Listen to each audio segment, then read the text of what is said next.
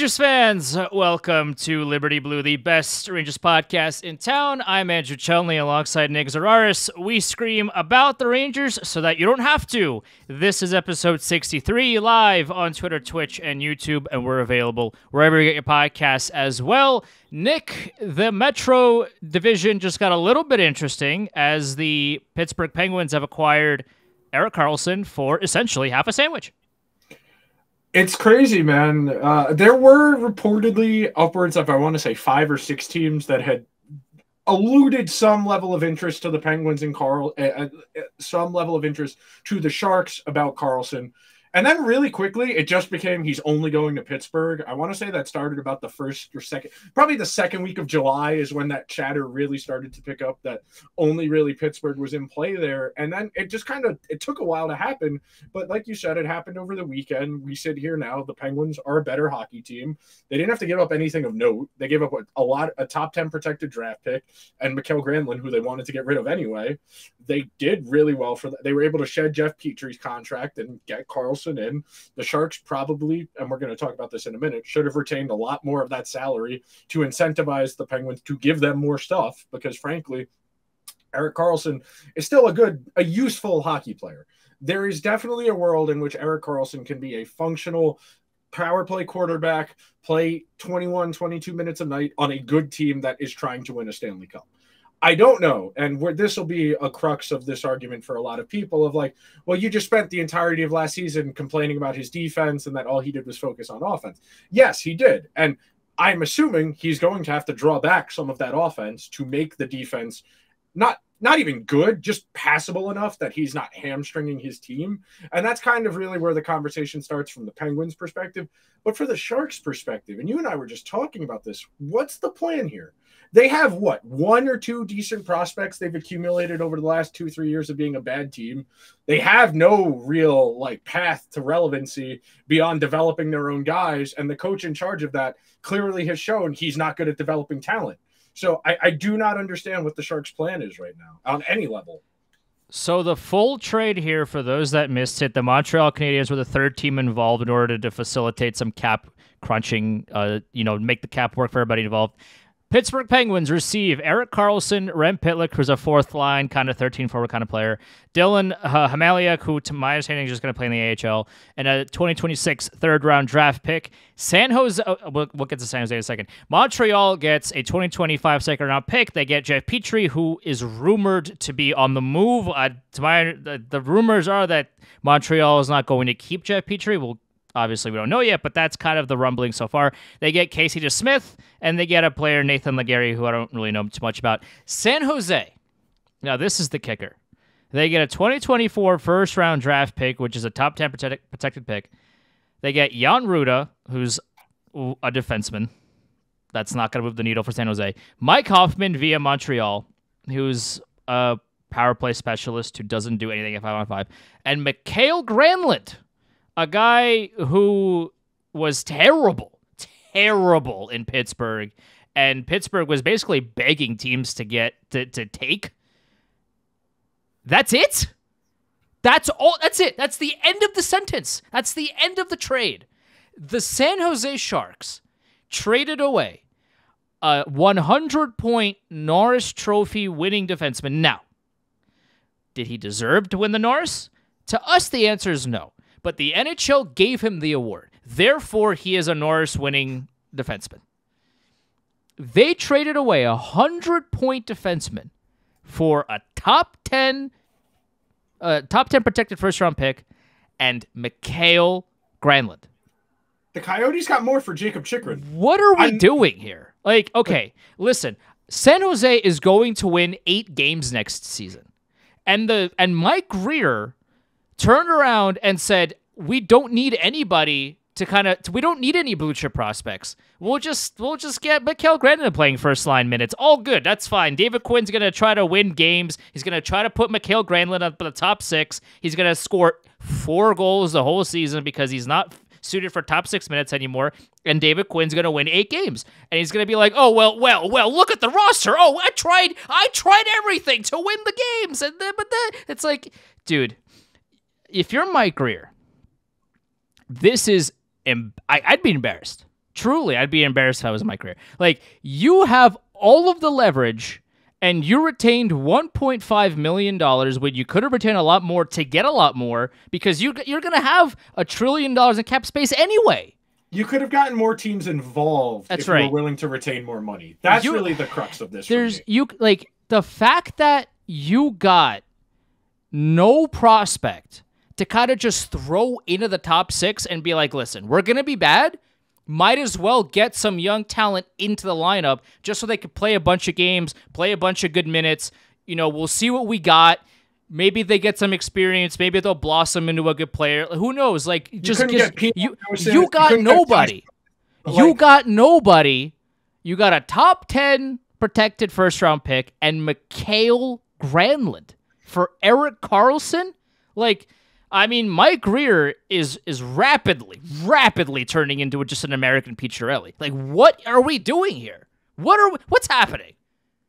The point I'll make on this before we start the main point of today's episode, which is just why it's so hard to do well in these trades for star players. The Sharks are nowhere near being even a playoff team, let alone a cup contender.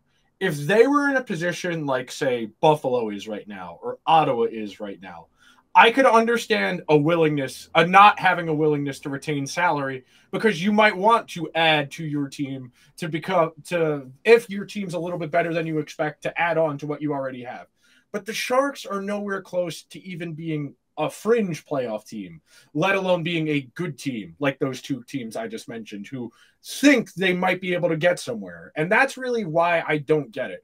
We talk about all the time, you want to pay guys for the primes of their careers, not what they did before they got to you. If you're paying for what guys already did as opposed to what they're going to do, you are not going to end up doing well. And it's fun because on today's episode, we're going to talk about all these superstar trades over the last 10 years or so. And Erik Karlsson's been traded twice in that conversation. And all of these guys, for the most part, the team that trades the star player ends up losing the trade long term, because it is so damn difficult to develop the guys you're taking in the teens and the 20s into marquee players, because more often than not, you are trading with a good team for one of these superstars, and those picks have a capped out ceiling of you're picking 18th or worse, and it's just a lot harder to turn those guys into NHL players, which, to your point, that's why you should want prospects, roster players, as opposed to just draft picks, because draft picks, everybody likes draft picks until they actually have to use them, and then that starts the clock. And then within 3 years, if that draft pick isn't anything,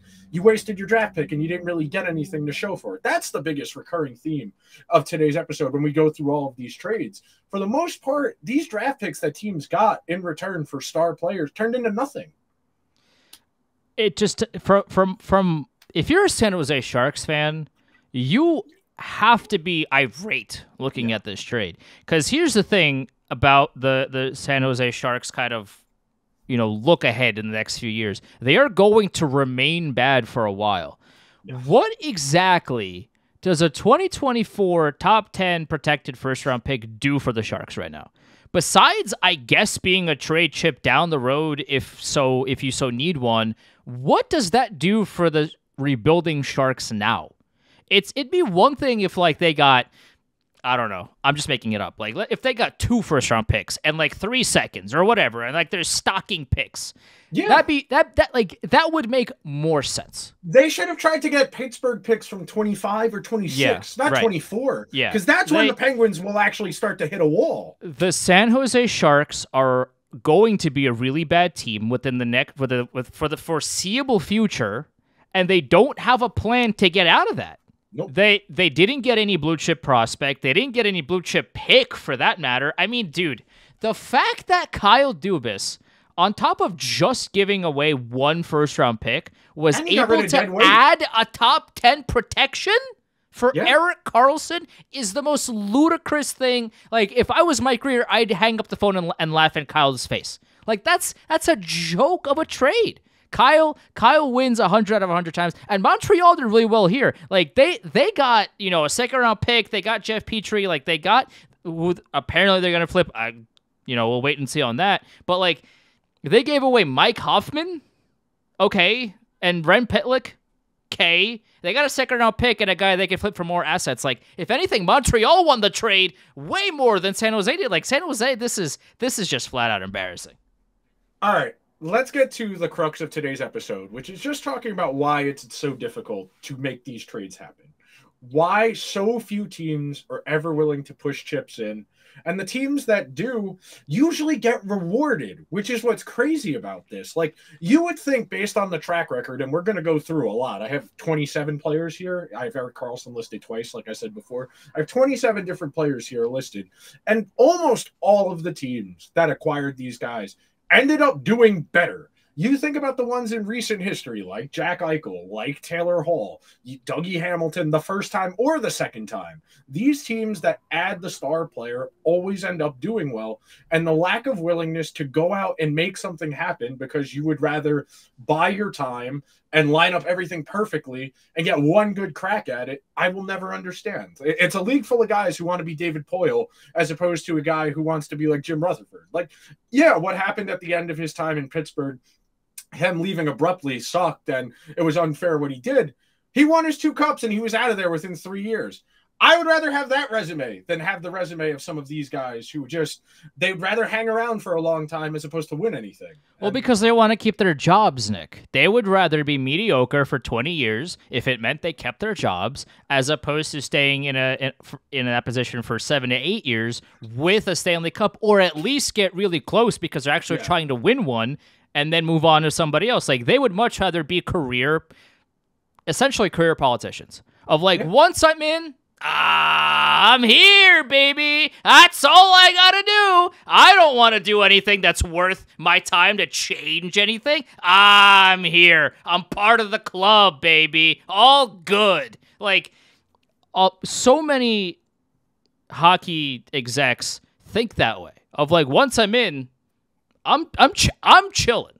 I want what's best for me, myself, and I, and the team is second down the line. I'm gonna do just enough to make sure we're competitive, so that I can keep my job, and then we'll kick the can down the road for next year, and then we'll repeat the process. I would much rather have a general man. If I was a fan, if I'm a fan of a hockey team or any sports team for that matter, I want a general manager that is going to make the moves, that is going to make us the best team possible within that environment. If we're a playoff team and we're just going to be a first round exit year after year, I don't want that kind of general manager. I want either we break it down and revitalize, or let's go. Let's win now. Because this like in between nonsense, it is great for the execs. It's great for nobody else. All right. Let's get to the crux of today's episode, the fun part, the part that's going to make this an interesting conversation. So the first star player trade we have here is Jay Bouwmeester, who was traded by the Flames to the St. Louis Blues for a first-round pick and 2 prospects. Bouwmeester played another 8 seasons with the Blues, won the Stanley Cup in 2019. Really solid NHL career. That is what you hope K'Andre Miller ends up peaking as basically a slightly taller Jay Bouwmeester. That's your hope. I think the Blues absolutely won the trade. The 3 guys in that trade I'd never heard of. I'll be honest with you. I have no idea who Rito Berra, Mark Kandari, or Emile Poirier are. So I think by default, that says Jay Bouwmeester is a win for the Blues. Reto Berra was a journeyman goalie. He played in Russia for a little while, then came back to Calgary for a little bit. And Emile Poirier was a AHLer who I don't even know. Maybe he's playing out in the Europe still. I don't really know. But yeah, I mean, that's kind of the gamble that you take when you're a team that's acquiring draft picks and prospects. Of like, there's situations where you're acquiring a really good prospect, and that's kind of the highlight of the trade. But if you're kind of getting a pick and 2 prospects that you're like, maybe they can do things or maybe they can't, I don't know, let's see, that kind of trade becomes a lot harder for the acquiring team. So for St. Louis, I mean, yeah, they got a player that it wasn't a short-term thing. They didn't give up. I mean, maybe like short-term they gave up a haul to get him, but long-term you look back and you realize like they really didn't give up anything to get him. He won a Stanley Cup with them. I mean, it's a great trade for St. Louis. Calgary, at the time, Calgary probably did pretty well. I mean, to get a first-round pick and 2 prospects for a defenseman, if you're selling instead of buying at the deadline, that's pretty good. Got a better return than the Sharks did. That's right. Like, Jay Bouwmeester got a better trade return than Erik Karlsson did. Like, think about that. So, at the time, they did well. Obviously, in hindsight, the prospects didn't turn out to anything. But at the time, pretty fair trade. Okay. Next up, this one just happened this past season. Jakob Chychrun traded by the Coyotes to the Senators for a first and 2 second-round picks. I think it's a little early to decide ultimately because you don't know what those Arizona picks are. But I'm inclined to say Ottawa did well here because they got a good player. That makes the rest of their team better because Shabbat doesn't have to play 35 minutes a game. And Jakob Chychrun is a really solid defenseman. I'm inclined to think Ottawa will, in the long run, end up being on the right side of this trade. I agree. Like, I think Ottawa did I just really don't well. trust Arizona as well. That's also part of this. Yeah, I mean, Jake Chychrun is a really, really solid hockey player, and he's going to help Ottawa a considerable amount. Yeah, the first-round pick and the 2 seconds, like, Ottawa's on the up and up right now, so kind of it remains to be seen what Arizona does with those picks, and also on top of seeing what they do with the picks, are they going to turn into anything? Those picks are years down the line from seeing fruition of what they become. So we don't really know. At the time, like, could Arizona have gotten more from a different team? I don't know, maybe, but like Arizona did well from the perspective of, hey, like, we got a first, we got a 2 seconds. That's what Jay Bouwmeester got. So that's what Jake Chychrun got. So it's not too bad, but Ottawa got a really good defenseman, and they didn't give up. They didn't break the bank to get him either. Okay, so I'm putting him in the star acquiring team tier. We move along. Alex DeBrincat. I am doing the trade that sent him to Ottawa, not the trade that sent him to Detroit, which on this one is a first-round pick, a second-round pick, and a fourth-round pick. Of course, he only played 1 season in Ottawa before they had to flip him to Detroit because he didn't want to extend there. It's a gamble anytime you trade for one of these guys that you can actually re-sign them, which that speaks to kind of Ottawa not really having a well-situated plan for once they acquired him, actually being able to retain him. But I commend the effort. I think, honestly, I'd say there's no winners in that trade because the Blackhawks definitely could have gotten a lot more. And Ottawa ultimately got some stuff back for him from Detroit. But ultimately, I think no one won that trade. I would agree with that as well. I mean, yeah, the DeBrincat trade at the time was solid for both teams. Like, DeBrincat's a really good player, so you're going to have to go up a first plus more in order to get him. So they didn't give up 2 first-round picks, right? They didn't give up, like, 2 first and a second. Like, a first, second, and fourth was pretty fair for DeBrincat at the time. And, yeah, there's no winner because he's not there anymore. And the trade happened, like, 8 minutes ago. So, yeah, no winners. Okay. The next one is the Matt Duchene trade, the famous one, where he said, I want to play for a team that's going to be in the playoffs. He got sent to Ottawa, which didn't work out. And then he eventually ended up in Nashville a couple years later. So I will read it. This one is convoluted, so stay with me. The Predators send a second-round pick, Samuel Girard, Vladislav Kamenev to the Avalanche. The Senators send a first-round pick and a third-round pick, Shane Bowers, the Hamburglar, Andrew Hammond to Colorado, and then the Senators sent Kyle Turris to the Predators, who eventually ended up being Matt Duchene's teammate. I think I feel confident in saying there were no winners in this trade either. I think everybody did worse for themselves, in all honesty. Maybe you could argue Nashville getting Kyle Turris at that point when they were still kind of contenders, if you wanted to argue them. But Ottawa, I mean, they made that one playoff run.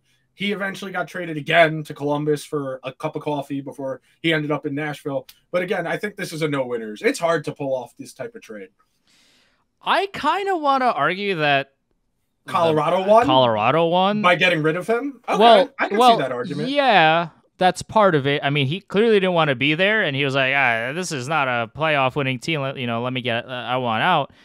But they also got Sam Girard in that deal. Like getting Sam Girard, because if you do a redux of that trade, Kyle Turris is still in Nashville, but does he provide more impact to Nashville than Sam Girard does at Colorado? Like, the answer is no. Like, Sam Girard is a pretty consistent force on Colorado, and Matt Duchene just got bought out by Nashville. Yeah, like he had a really solid season in Nashville. Like, don't get me wrong, but overall, like, Sam Girard is the only person still on the team that he got traded to. So I would say Colorado won that. Okay, I'm good with that. Next up, Jack Eichel, traded by the Buffalo Sabres with a 3rd-round pick that gets slid to the following season if Vegas doesn't make the playoffs for a 1st-round pick, a 2nd-round pick, Peyton Krebs, and Alex Tuch. Vegas won a cup. I'm very content with putting them in the star acquiring team. Alex Tuch's a solid player. Like so is Peyton Krebs. Peyton Krebs looks like he's going to be good, but you're in this to win Stanley Cups. And I think if you win a Stanley Cup by default, you won the trade. And he was a driving force in the playoffs. He was incredible. Yeah, like also it was really funny how like a lot of Rangers fans at the time were like, I don't want Jack Eichel. He's not gonna be the player that the Rangers need. Blah blah blah. And then he puts up 1 million points in the playoffs, and the Vegas Golden Knights win a Stanley Cup. All good though. All good. All good. I'm not mad. You're mad. Okay, easy enough. Kevin Fiala's up next. Kevin Fiala traded for a 1st-round pick and prospect Brock Faber. I'm inclined to say LA won this trade because Fiala's a solid 30-goal guy, and you don't know what that Minnesota pick's going to end up being. That's the type of aggressive move you want your team to make, where you can get a guy who's a 35, 40-goal guy for just a 1st-round pick and a prospect. That's a pretty solid trade. Yeah, I don't know much about Brock Faber, so I can't really speak to how he plays. I mean, by all accounts, if the Minnesota Wild, like they clearly highlighted him, in the Kings pipeline, so they clearly wanted him. Well, this is kind of a wait and see for me. I mean, LA won in terms of like, they got a really good player who put up a bunch of numbers for him, but like now he's not even there anymore. So that goes to show you how much that's valued, I guess. But like, it's tough to say right now. I mean, I guess I'll put that the Kings won the trade, but from Minnesota's perspective, I want to see how Brock Faber plays before I give a genuine answer. Because by all accounts, to my understanding, he's going to be a really solid player. So I don't know. Okay, we can put that there for now, and we can revisit this eventually. It's time for our first trip to the Peter Chiarelli zone. Taylor Hall for Adam Larson. Thank you for that great 10 minutes of content. Taylor Hall won a Hart Trophy. The Devils made the playoffs. And Adam Larson is a member of the Seattle Kraken. That's really all I have to say about that. The trade is 1-for-1. Correct. Next up, this one, I have the Dougie Hamilton trade from the Bruins. This is also a one by the artist formerly known as Peter Chiarelli. To the Calgary Flames for 1st-round pick, Zach Senyshyn, 2nd-round pick, Jacob Forsbacks Karlsson, and Jeremy Lauzon. God bless Peter Chiarelli, man. God bless. The thing about that trade is if they just drafted properly. If they took Kyle Connor, Matt Barzal, that's right, or Shabbat, that's all they had to do, and they won that trade. But the thing about the trade, though, is can you put that on the trade in a vacuum? Because like if the Bruins went right, like back, they had like 3 picks in a row. Yes. All they had to do was draft properly, which isn't part of the trade. Like the trade wasn't great because Dougie Hamilton, as we know, is a phenomenal talent, and he's one of the best defensemen in the league for sure. So the trade was bad. But if the Bruins had just drafted the right players, like everybody on the sidelines was screaming the correct players to draft. And Boston was like, I'll show you. I know better because I'm an NHL executive. And then they got dumpstered because, of course, they did, because of their hubris. So, yeah, the trade was bad. It was made a lot worse by their scouting team. Yes, correct. Okay. Bo Horvat, I am inclined to say nobody won that trade because, yes, the Islanders made the playoffs last year, but they had to give him that really long extension. And the Canucks got, a pick in the teens, Anthony Beauvillier and Atu Ratu, who may or may not be a useful NHL player. I think that's just very much those two teams kind of line that trade up. I don't want to say the Islanders kind of forced a trade because they felt like they needed to shake things up last year. I'm sure Horvat's going to have a fine season this year. He probably won't be nearly as good counting stats wise, but I wouldn't be surprised if his analytics had a nice bounce back because he had such poor shooting luck the second half of last year while still being solid, especially considering Barzal was out a good, 8 weeks, and he was really him and Brock Nelson were really the only two Islander forwards of note playing particularly well down the stretch for them last year. I mean, if you wanted to say star acquiring team and that the Islanders won the trade, I wouldn't argue that vehemently against it. But I think those are the only two candidates because the Canucks definitely didn't win. No, of course they didn't win. The Islanders got better by getting Bo Horvat. The thing about that, which makes this whole situation an enigma, is that, like, they're still the same team, right? They got better, and yet they are still the same team. Their ceiling is the same, yeah. Right, yeah. Like, you can never discount a team championed by Ilya Sorokin, right? Like, this is one of the best goalies on the planet who can steal a series, as we've seen him do in the playoffs already. Like, my man's it's such an elite talent that you can never count out the Islanders because of who they have in net.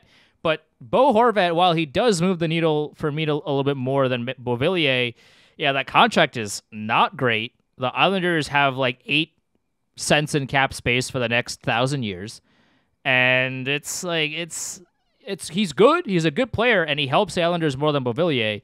But the contract sucks, and they gave up a good amount to get him. So, yeah, the Islanders won. But at what cost? At what cost? Yeah, essentially. So I'll say no winners then. Sure. I will say nobody won that trade. Okay. This one is not a Peter Chiarelli, but it might as well have been. Sure. That's Seth Jones. You could put it in that tier. You just go ahead and drop it there. It's the equivalent of a Peter Chiarelli move. I understand that Bowman was very clearly just desperately trying to save his job, and that's really the only reason he made that trade, and it looks worse by the day because Seth Jones just isn't that good in comparison to what people thought he was going to be a couple of years ago. Other than that, I don't really have much to say. An awful trade. Columbus made out well getting what they did in return for him. They got to actually do stuff with the draft picks they got in return, but that's something at least. Seth Jones is one of the players of all time. I mean, like, he didn't have a bad season in Chicago this year, which was, good to see. Like, we all love to make fun of players that perform badly with massive contracts, but like Seth Jones didn't have the worst season in Chicago, which is definitely an improvement over what he was prior to that. So, yeah, he wasn't too bad, but he gets paid essentially the GDP of a small country to play hockey for the Chicago Blackhawks. And does he deserve that kind of contract? No. Read my expression, and for those listening, the answer is a big fat no. So, I mean, Bowman was desperate. He got his guy, and now he is definitely one of the players on the Chicago Blackhawks. Okay. JT Miller going from the Lightning to the Canucks for a 3rd-round pick and a 1st-round pick. The Lightning won 2 cups after trading him, and like very clearly there is something that the general public is not aware of with JT Miller, where multiple teams have kind of, the Rangers and Lightning both gave up on him and were like, we just don't want to deal with this anymore. And like the Lightning are pretty good at evaluating talent. Like they did the same thing with Tony DeAngelo, where they're like, oh, this guy's a lunatic. Let's get rid of him and get something in return as quick as we can. Where I think it's hard. This one's a little trickier because JT Miller has put up really good seasons in Vancouver. I mean, he hit 85 points last year? He hit 99 in 2021, 2022, and then he hit 82 last year. I mean, this is somebody who's a really good hockey player. He's just kind of, he doesn't give you a ton defensively. He may or may not be a problem for the rest of the guys on the team. But I think you have to say the Lightning won because they traded him and then won 2 Stanley Cups with the cap savings they got. Yeah, I mean, it's like this one's tough because like you never know. Would they have won the cup with JT Miller minus who they got? I mean, like the answer could still be yes because they were that good. So I don't know. It's tough to say with that trade. With the JT Miller rumors, clearly there's something that maybe his part of his personality or something that he did or didn't do. Like, I don't know, but the rumors like about him as a person aren't terrific. I would like to know more. The poster childs of the NHL at B refuse to let us actually know what's going on with JT Miller. They would rather, not do their job. So, it's tough. Like JT Miller has been really good on Vancouver. He had like that stretch. I think it was early on in Vancouver where he was just kind of like he didn't want to be there. Yes. But now he's like embraced the city, and to my understanding, he enjoys being there and all these things. They didn't want to get traded, whatever. So, this one's really tough because of the kind of haze that we have as fans surrounding the player. I wish reporters that covered the league told us what is actually the problem, if there is one. Yes. That's kind of like, the overarching theme of like, allegedly he's not a great human being. Why? I don't know. I couldn't tell you because the reporters won't tell us anything. Yeah. All right. The first Erik Karlsson trade, which sent him to San Jose from Ottawa. San Jose traded the Senators a first-round pick, a second-round pick, and a first-round pick, a second-round pick, and forward Chris Tierney. Those prospects ended up being Rudolph Balcers, Dylan DeMello, and Josh Norris.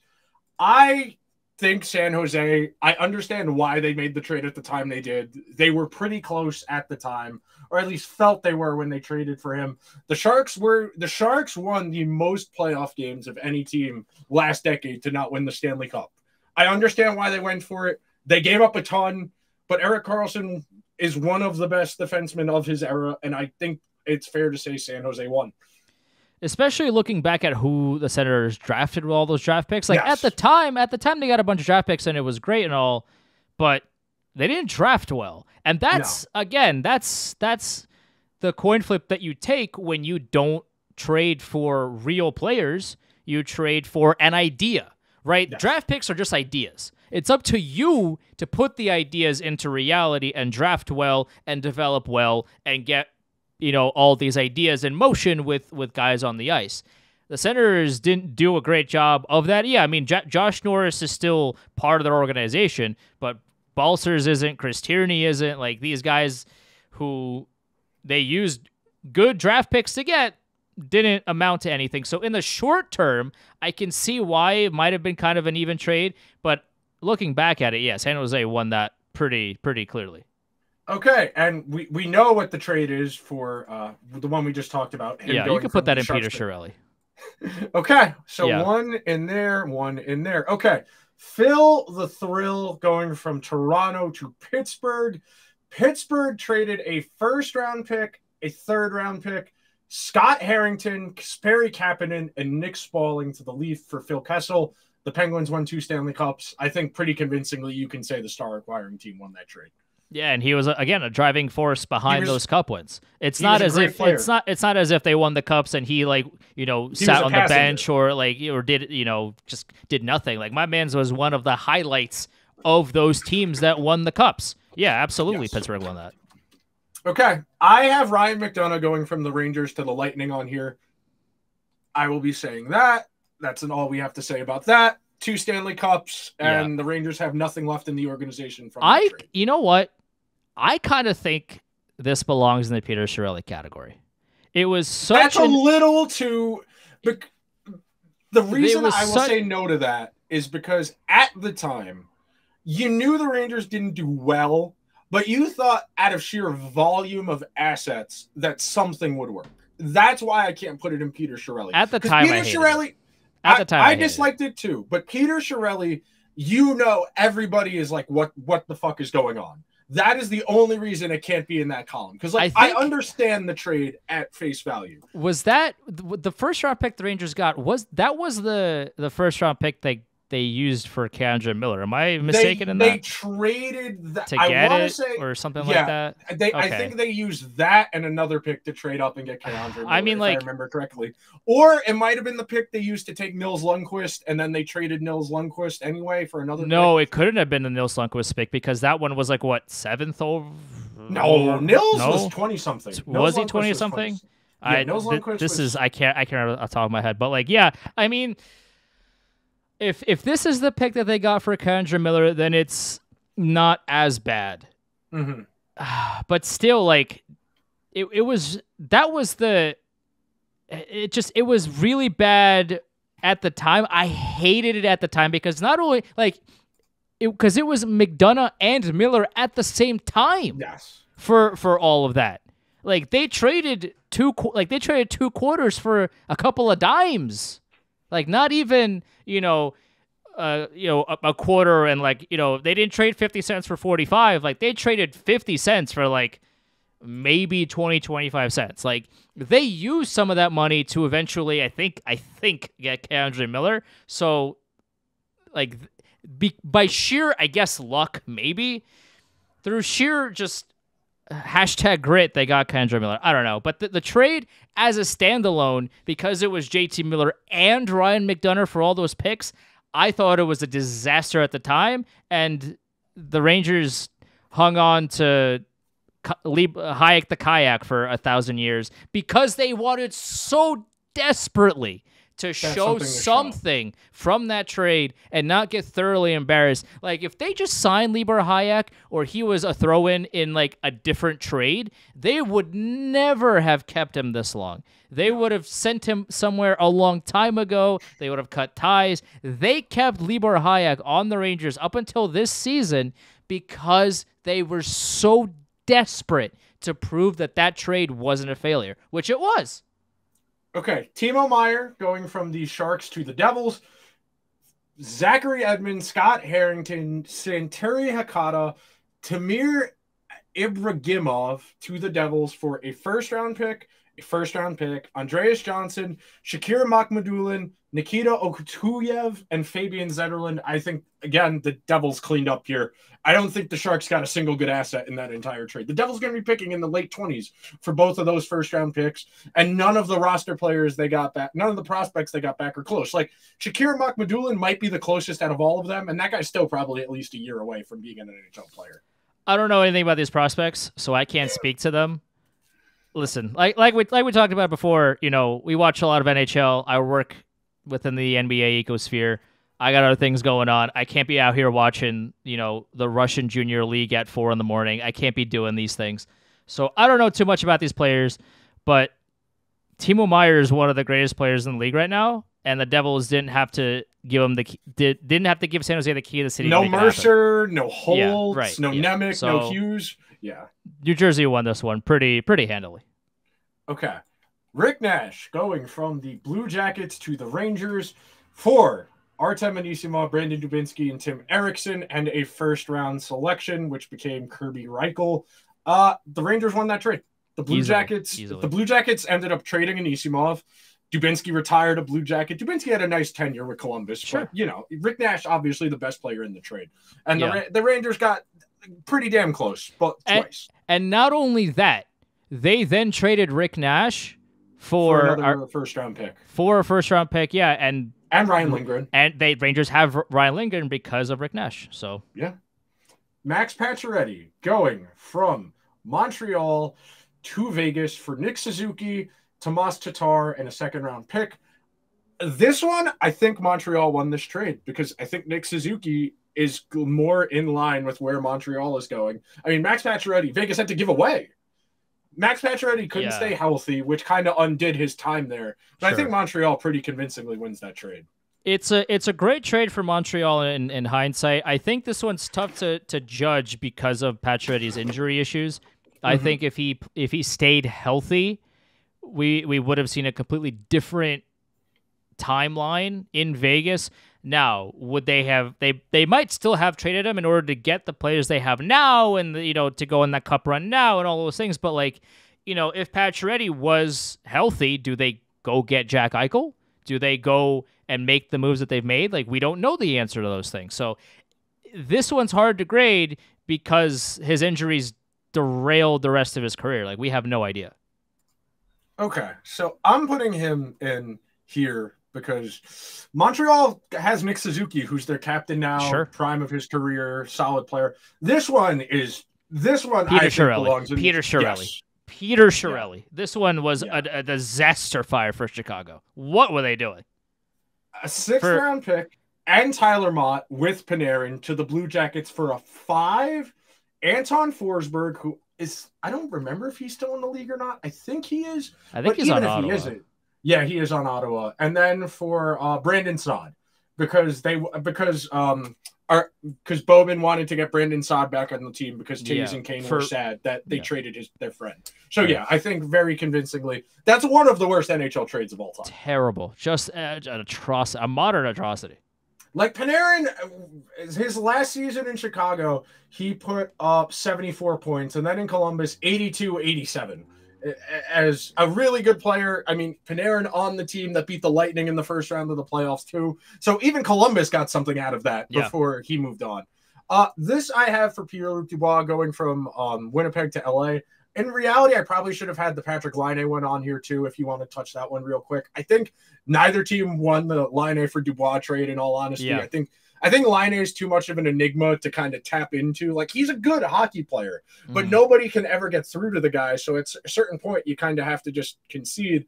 And then as far as the Kings trade, I think the Kings did okay. I think they probably gave up a smidge too much, but based on where they're going and where Winnipeg is going, I like it for LA because LA thinks they're close. They're pushing chips in as opposed to playing it conservatively. And after what we said in the open, I feel like I kind of have to say that even if they did give up too much, that LA getting Dubois means more for them, because if he stays in Winnipeg or if Winnipeg trades him somewhere else, they might not end up with as good. LA doesn't get the good player, and you're missing out on an opportunity to improve your team because you didn't want to give up too much. So remind me of the full trade, because LA gave up like half their team to make this happen. Alex Iafallo, Rasmus Kaperi, and Gabe Vilardi. So solid players. I mean, Iafallo's good. Vilardi, I'm waiting for. He's still yet to really make an impact. And then Kapari has 130 NHL games played at 23. He's still kind of figuring it out. I think this one, you could say there's no winners because you don't know, because it just happened. We haven't seen what Dubois looks like yet in LA. But Iafallo's a good player. I like his game. He's somebody, and I think this one will end up being that LA probably gave up too much. But for right now, at least, I feel okay with putting this in the no winners because we don't know yet. LA did give up too much. I mean, Dubois, like the Winnipeg Jets won from the standpoint of, this is a guy that we have to trade. We cannot keep this guy. And, we could get a haul for him. And we did. So Winnipeg, I think, is the winner here. Yeah, like the LA Kings are getting a solid player. They gave up a lot to get him. I mean, Iafallo was such a solid player for the LA Kings team, and how he kind of fit onto their roster. He looked really good in LA, and now he's not there anymore. I mean, I would have to imagine that Dubois fills that void, but I just didn't like how much of the NHL roster the LA Kings gave up to get Pierre-Luc Dubois, and like I said, the Jets were clearly moving on anyway, so they got a haul for him. Maybe Dubois scores 110 points and the Kings win the cup off of him, but as of right now, I kind of think the Jets won this one.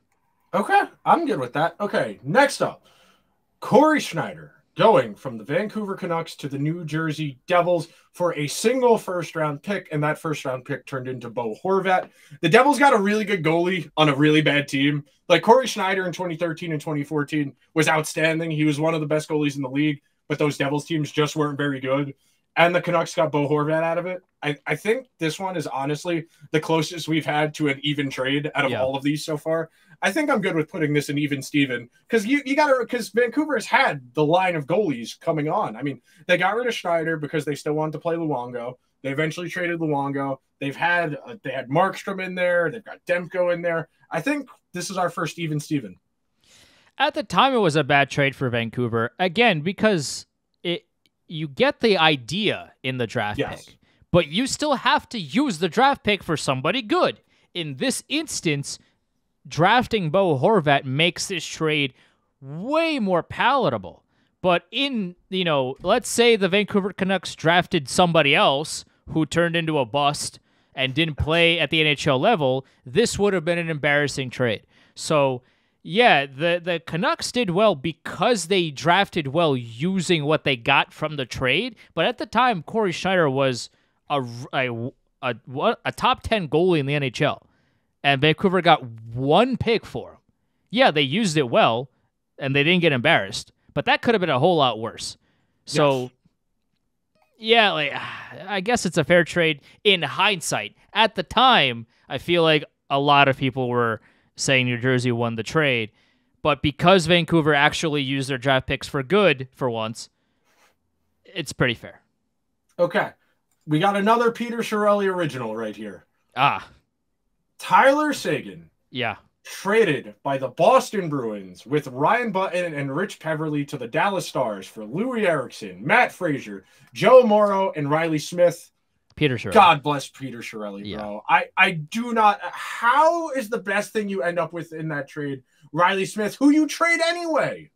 Like, Riley Smith is undoubtedly the best player the Bruins got in return, and they kept him for 2 seasons and then traded him to the Panthers. Like, how are you? I do not understand that. Like, this is where you can get lost in the weeds, depending on what rumors you believe about what players and why the Bruins traded Tyler Seguin so abruptly. But just like the best you got, you traded $1 for 5 nickels. That's effectively what the Bruins did. Yeah. They got 5 middle 6 guys, not a single notable good player. Like, they kept Riley Smith for 1.5 years and then traded him anyway. Peter Chiarelli, by the way, an executive with the St. Louis Blues, still working in the NHL ecosphere, despite the mountains of evidence that we have that he is not a good executive. He's a part of the old boys club and will remain so until he decides to retire. Okay, this is a fun one now because these 2 guys were traded for each other, Shea Weber, PK Subban. I am inclined to say that it's probably even Steven because both teams got 1 cup final appearance out of their guy. Both teams ended up getting rid of their guy. I mean, you can see it here if you're watching on YouTube. Shea Weber's photoshopped into a Coyotes jersey, which is very funny because I know Shea Weber has never put a Coyotes jersey on in his life and has probably never stepped foot in the state of Arizona, in all honesty, aside from when he was a player. I think you can say in hindsight it was even. At the time, I thought the Canadians were insane because Weber was a good 4 or 5 years older. Subban was coming off of I want to say a Norris finalist season. And in hindsight, like now, I think it ended up relatively even for both teams. At the time, also, PK Subban was fresh off of a $10 million donation to the Children's Hospital in Montreal. So it made Montreal look really bad. Yes, it did. That PK Subban was like, I love this city so much. I love everybody in this city. I am going to give $10 million towards the children's hospitals and, and funding everything, only to turn around and be like, all right, now after you've done all that, get out of here.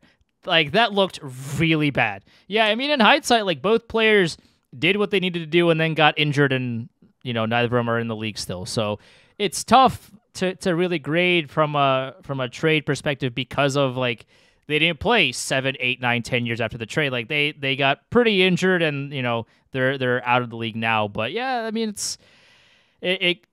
both players also slowed down. I feel like Montreal maybe won this a little bit more, only because like New Jersey, PK Subban went to Nashville, played a couple of seasons there, then moved to New Jersey, and then like he really slowed down there. So maybe you could say Montreal won that in hindsight because Shea Weber was like the leader, the driving force. He was the power play quarterback, and like if you want to argue that, you can. But both players were just really injured by the end of it. So. Okay, next up, this is an old one. This is Jason Spezza, traded by the Ottawa Senators to the Dallas Stars with a 2nd-round pick for Alex Chiasson, Alexander Guptill, and Lightning legend Nick Paul. Yeah, the Stars won this trade. Easily. Not even relatively close. Mark Stone, which, again, this is an interesting one. I felt like at the time that the Golden Knights didn't give up a whole lot for Mark Stone. I feel like I feel like people just didn't appreciate how good a hockey player Mark Stone was during his time in Ottawa. Like that Senators team that beat the Rangers in, what was that, the 17 playoffs? That was a good hockey team. Like legitimately, like Stone, they had Stone, they had Erik Karlsson on one leg. Traded to the Vegas Golden Knights for a second-round pick, Erik Brandstrom, and Rangers legend Oscar Lindberg. The Golden Knights won their Stanley Cup. I think you can very easily say the star acquiring team won because Erik Brandstrom never became anything. It doesn't, and honestly, it didn't matter how good he became because Mark Stone's better. Yeah, that's also true. Okay, Matthew Tkachuk, star acquiring team. Yeah. Like I like Huberdeau, I like Weegar. Matthew Tkachuk's one of the 5 best players in the league. Last up. Yeah. It's also tough, too, because Huberdeau didn't play well in Calgary, like, at all. Yeah. It would have been a little bit of a closer trade if Huberdeau, like, really shined brightly in Calgary and, like, was really stepped up and was that top 6 forward that he was in Florida. But Calgary was such a strange team this year. Like, everybody was either really good or really bad. There was just a really strange dynamic in there all season long. So it's a little bit harder to kind of see what Huberdeau could really be in Calgary. Maybe we'll find out when, not Sutter's behind the bench and they actually have some kind of system behind there. But, yeah, I mean, when Matt Tkachuk plays the way he did in Florida, tough to argue otherwise. Last one. Our second Lou Lamoriello original. Devon Toews for 2 second-round picks. Peter Chiarelli. Oh, man. I do not understand how that... What the fuck? To keep Matt Martin and Cal Clutterbuck? I don't know. To keep Matt Martin and Cal Clutterbuck, you got to send Devon Toews into the ether? It just sometimes it's one of those situations where I forget who put this iconic tweet out or X out. I don't even know what to call him anymore. But like somebody goes, I wish NHL teams paid me $1 million to just once a year say no to things. I like that would have been my no to Lou Lamoriello. Like, are you out of your mind? You traded one of the best defensemen on your team and also in the league because you wanted to keep 4th line grinders? Hey, really? Bro, we gotta pay Jean-Gabriel Pageau. We gotta pay Jean-Gabriel Pageau. Dude, like, it just this doesn't make any doesn't make any sense to me. That this is a Peter Chiarelli trade. Okay, we've got our board up here. I'll leave you with this. What's the worst trade on this board?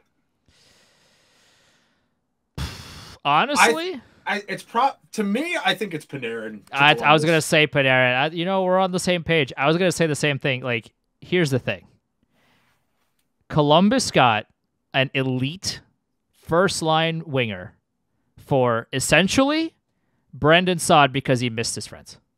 Yeah. What are we doing here? It's a special league, man. It's a special league. Dude, it's such a strange league. You can't make it up. That's the thing that's crazy about this. Like in other sports, teams don't go out and give away draft picks and cap space to sign special teams players in the NFL because they won Super Bowls with other teams. Like Matthew Slater Matthew Slater was a special teamer with the Patriots for all those years, played with the Patriots for like 14 years, won like 6 Super Bowls. There were not teams running down to beat down his door to be like, oh, this guy won Super Bowls. He knows what it takes to win. The NHL's fascination with things that are intangible because it's easier for them to defend themselves because we know what's intangible and the rest of us don't. It's truly remarkable. Like you look at some of the bad trades here. Like you traded a guy who won a Hart Trophy for maybe a 4th best defenseman on a good team in Adam Larson. Dougie Hamilton for a bundle of draft picks, which you turned nothing into. Seth Jones for like 3 draft picks. And Boquist, who may or may not be good. Erik Karlsson the second time for nothing, effectively. Yeah. The Sharks got 1 draft pick to show for it. I think the Karlsson trade to Pittsburgh has to be my runner up. I have to so see how bad. it ages. I have to see how it ages before, because like if Karlsson's cooked, then here's the thing. Honestly, here's the thing about this Karlsson trade. If Erik Karlsson never plays for the Penguins, it is still a win for the Penguins. That's how bad this was for San Jose. That's how bad it was. That's how important it was to get rid of Granlund. Yeah. Yeah. He severely handicapped their cap because Ron Hextall was really bad at his job, and Kyle Dubas sent out him and a top 10 protected first-round pick for Erik Karlsson, a guy who just won the Norris. If he never plays, that's still a great trade. That trade is like what teams do on the regular when they have to dump salary anyway. Yeah. This was a cap dump, and the Penguins got Erik Karlsson. What are we doing here? What's happening? Is this what having a stroke feels like? Like, I don't understand. I'm at a loss. It's a special league. It's truly a special league. This is what happens when everybody lacks creativity and vision. Everybody just copies each other's notes, and you get these awful trades over and over again. Because, Lou Lamoriello's been doing this since John F. Kennedy was president. I got to do the stuff he does. David Poyle's been doing this since the first Reagan administration. I got to do this. And you get these never-ending loops of just terrible trades and like, how does Chris Drury, who has been pretty bad at trades, already have a tree? How does Greer already have a job? Like, what did Mike Greer do as a Rangers assistant general manager to get the, like, I can't understand it. Like, yeah, the entire world is just one big networking scheme of like, if you know the right people, you can get anywhere. And if you believe in yourself, even though you might not have any actual ability, you can get pretty far. But man, is it frustrating when like all facts and reasoning are thrown out the window. That's really what it comes down to. It's just like these people act irrationally. The NHL, for better or like, man, it's such a. I love this game so much. I love the sport so much. It is run by just the silliest people on the planet. Like, instead of genuinely wanting your team to be the best, instead, like, you're relying on, the hashtag intangibles, hashtag great, hashtag like this guy won 80 years ago. He brings what's necessary to the table. Oh, he could help us win in 2023. Like, that's what the Rangers did with Patrick Kane. Like, oh yeah, he won those cups, during the Renaissance. It's like he can win now. It's like, no, he can't. That's why teams don't want to trade for him, because he can't play anymore. And yet they did. I don't know. Eat Arby's, bro. It's just like this. The NHL is such a silly league, man. All right. We will see you guys next week. That'll do it for this week's show. Make sure you're subscribed wherever you get your podcasts. We're over on YouTube as well, if that's more your thing. I'll tweet out the link to the tier maker. Make your own. Let us know what you think. I'll make sure to put Line A in there before I tweet out the link to that. That's it. All we got. We'll see you guys soon. Be safe. Drink water. All that good stuff. Later.